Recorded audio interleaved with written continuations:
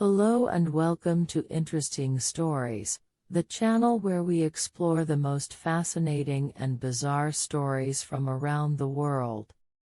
Today, we're going to tell you about 3 people who survived the impossible. These are true stories of incredible courage, luck and determination that will leave you amazed. Let's get started.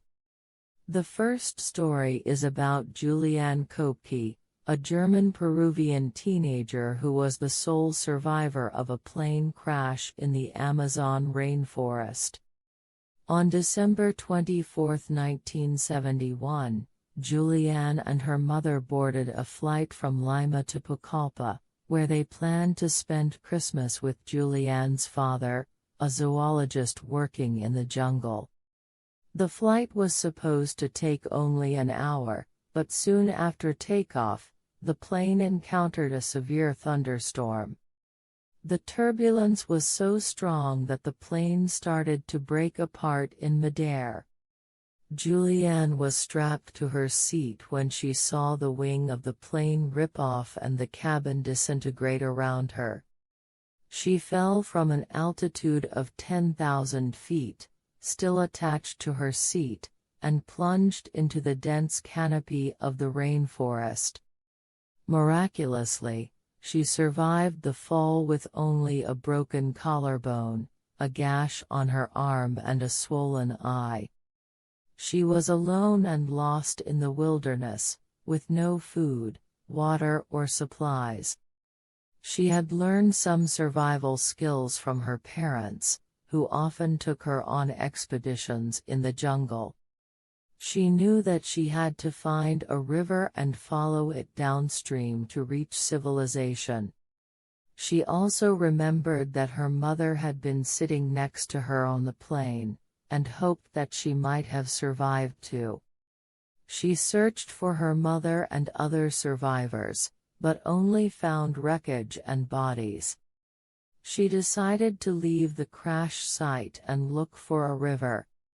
For 10 days, she walked through the rainforest, enduring hunger, thirst, pain, insects, snakes and jaguars. She ate some fruits and nuts that she recognized as edible, and drank rainwater that collected in bromeliads. She also found a small stream that led her to a larger river. She followed the river for several miles, until she came across a boat moored near a hut. She climbed into the boat and found some gasoline and a motor. She poured some gasoline on her wound to disinfect it, which caused her immense agony. She then waited in the hut for someone to come back. The next day, she heard some voices outside. They belonged to 3 lumbermen who lived in the hut. They were shocked to see her and thought she was a water spirit or a ghost. They didn't believe her story at first, but then they recognized her from the newspapers that reported the plane crash. They gave her some food and water, and took her to a nearby village where she was airlifted to a hospital. There, she was reunited with her father, who had been searching for her for days. He told her that her mother had died in the crash, along with all 91 other passengers and crew members. Juliane was the only one who made it out alive. Juliane's story is one of the most incredible survival stories ever recorded. She later wrote a book about her ordeal called When I Fell from the Sky. She also became a biologist like her parents and dedicated her life to studying and protecting the rainforest. The second story is about Aaron Ralston, an American adventurer who cut off his own arm to escape from a boulder trap in Utah. On April 25, 2003, Aaron went on a solo hiking trip in Blue John Canyon, a remote and rugged area of Canyonlands National Park. He was an experienced outdoorsman who loved exploring new places and challenging himself. He didn't tell anyone where he was going or when he would be back. He was descending into a narrow slot canyon when he dislodged an 800-pound boulder that pinned his right arm against the canyon wall. He tried to move the boulder with his left hand and his feet, but it wouldn't budge. He realized that he was trapped and that no one knew where he was or would come looking for him anytime soon. He had a backpack with some water, food, tools and a camera. He used his pocket knife to chip away at the boulder and his arm, hoping to free himself somehow. He also drank his own urine to conserve water and rationed his food supplies. He recorded video messages on his camera for his family and friends, saying goodbye and apologizing for his mistake. He spent 5 days in this situation, slowly losing hope and strength. He hallucinated about his past and future life, and wondered if he would ever see his loved ones again. On the 6th day, he had a vision of himself as a father with a son. He felt a surge of determination and decided to do the unthinkable. He broke the bones in his arm by twisting and bending it against the boulder. He then used his dull pocket knife to amputate his arm below the elbow. He applied a tourniquet to stop the bleeding and bandaged his wound with his clothes. He then rigged his climbing ropes to rappel down a 65-foot cliff and hike out of the canyon.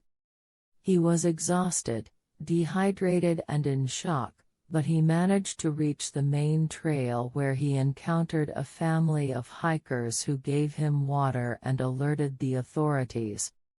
A rescue helicopter arrived shortly after and flew him to a hospital. He survived his ordeal, but lost his right arm. Aaron's story is one of the most extreme examples of self-reliance and willpower ever documented. He wrote a book about his experience called Between a Rock and a Hard Place, which was later adapted into a movie called 127 Hours. He continued to pursue his passion for adventure and became a motivational speaker and an advocate for wilderness preservation. The third story is about Mauro Prosperi, an Italian police officer who ran across the Sahara Desert for 9 days after getting lost in a sandstorm. On April 11, 1994, Mauro participated in the Marathon des Sables, a 6-day, 156-mile ultramarathon that takes place in Morocco every year. It is considered one of the toughest races in the world, as runners have to endure scorching heat, sand dunes, rocky terrain and limited water and food supplies. Mauro was an experienced runner who had trained for months for this challenge.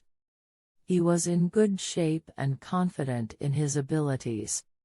He started the race well and was among the leading group of runners on the 4th day, when disaster struck.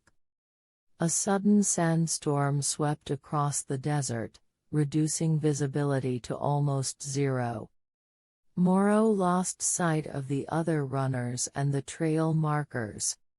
He tried to find his way using his compass, but it malfunctioned due to the magnetic fields of the iron ore deposits in the area.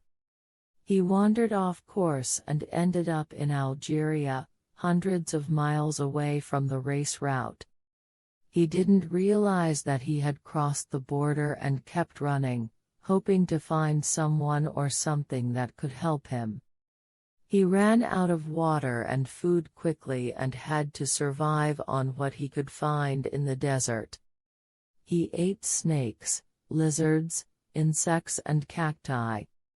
He drank his own urine and collected dew from his clothes. He also found an abandoned mosque where he took shelter for a night and found some bats that he killed and ate. He suffered from dehydration, sunburn, blisters, hallucinations and depression.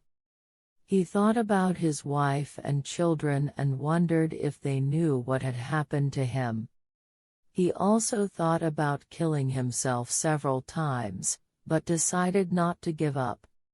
He ran for 9 days, covering about 186 miles, until he reached a nomadic settlement where he was rescued by some locals who gave him water and food and contacted the authorities. He was taken to a military camp where he received medical attention and was reunited with his family. Moro's story is one of the most amazing feats of endurance and survival ever witnessed. He lost 33 pounds during his ordeal and suffered some kidney damage, but recovered fully after a few months. He wrote a book about his adventure called Running into Africa. He also returned to the Marathon des Sables in 1995 and completed it successfully. These are 3 people who survived the impossible. They faced unimaginable challenges and overcame them with courage, resilience and determination. They are an inspiration to us all. Thank you for watching interesting stories. If you liked this video, please give it a thumbs up and subscribe to our channel for more amazing stories every week.